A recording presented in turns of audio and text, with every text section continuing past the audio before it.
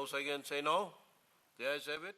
When Parliament resumed yesterday, high on the agenda on issues of national interest were whether the state of emergency would be extended for another 2 more months and the introduction of the Independent Commission Against Corruption, or ICAC bill.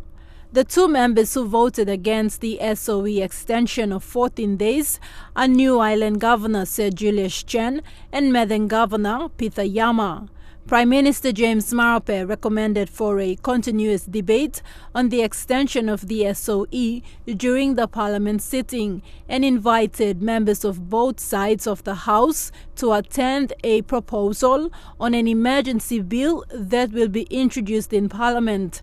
The bill will include laws on how educational institutions, church programs and other public gatherings will be conducted under the COVID-19 restrictions going forward.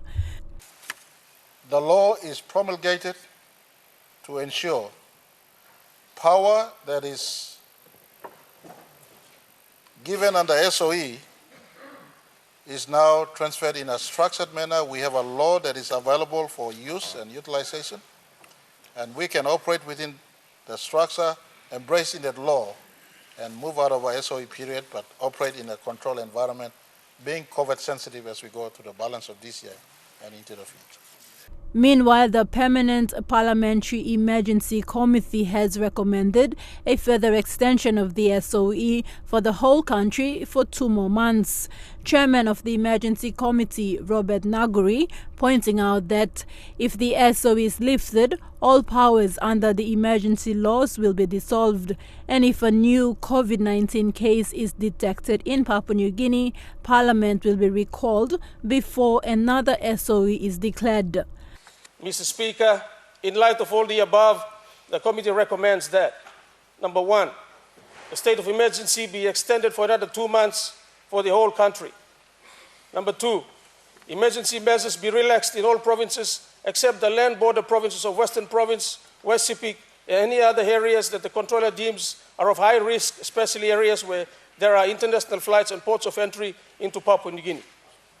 Recommendation number 3, legislation that specifically relates to the containment and prevention of spread of pandemics, epidemics, and infectious diseases such as COVID-19 be enacted before the expiry of the extended state of emergency.